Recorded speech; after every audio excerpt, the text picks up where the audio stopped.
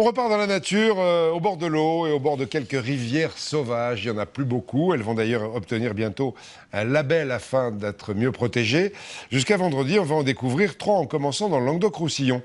Une petite rivière sauvage qui s'appelle la Visse, un affluent de l'Hérault avec ses truites et ses pêcheurs. Reportage d'Arnaud Lapère et Charles Voissier. Je suis arrivé ici au bord de cette rivière par hasard et j'ai découvert quelque chose qui était assez exceptionnel. Donc c'est une rivière qui est dans un état très proche d'un état naturel que j'ai retrouvé dans des rivières vraiment très éloignées de la civilisation, donc qu'on trouve en Alaska ou qu'on trouve en Nouvelle-Zélande par exemple. Cette rivière sauvage, elle s'appelle la Visse.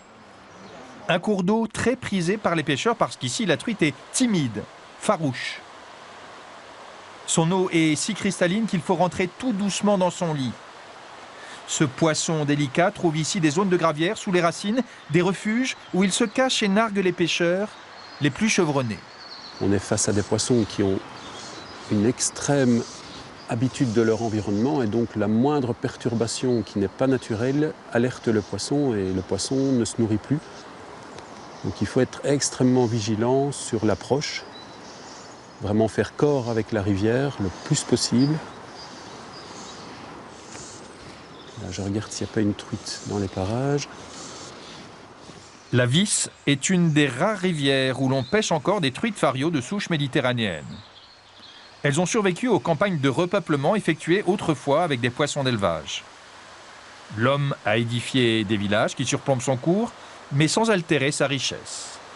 Je trouve assez merveilleux d'avoir eu cette cohabitation entre l'homme et toutes ses activités depuis déjà très longtemps et une préservation du milieu naturel de cette rivière qui est exceptionnelle. Sur quelques rares restants qu'en bordure de rivière, des vergers ou des jardins potagers nous rappellent une évidence. L'eau est indispensable aux plantes. Sa proximité est une bénédiction pour ceux qui les cultivent. La rivière, ça nous permet d'arroser, donc c'est important puisque ici, il fait quand même très chaud l'été. Moi, je l'aime bien parce que c'est un lieu de baignade extraordinaire, hein. Ces gorges séparent le Causse de Blandas des Causses du Larzac. La Visse creuse ses méandres profonds sur un plateau calcaire. À l'abri de ces falaises, dans les anfractuosités de rochers, nichent des vautours et 3 couples d'aigles royales. La rivière, longue de 50 km, se soustrait au regard sur une partie de son cours. Partiellement souterraine, elle rejaillit ici. C'est la résurgence de la Fuchs. Cette résurgence, c'est vraiment un coin exceptionnel, hein. C'est quand même très rare de voir ce genre de site, hein. Les gens descendaient pour moudre leurs grains ici, donc par le sentier muletier. Et donc c'était un endroit où il y avait un meunier, donc il faisait la farine. Curieusement, cette source s'est arrêtée de couler 5 fois depuis 1876, sans doute en raison d'éboulements souterrains.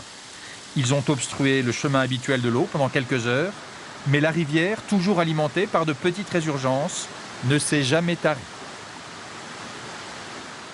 Voilà, l'une des rivières sauvages d'Arnaud Lapère. Demain, il nous emmènera au bord du Léguerre, un petit fleuve côtier de Bretagne. C'est l'un des cours d'eau à saumon les plus réputés de France. Rivière sauvage, c'est important. Bientôt à la belle et toute la série à revoir quand vous le souhaitez sur le site internet de cette édition de 13h. Bien évidemment, vous le savez.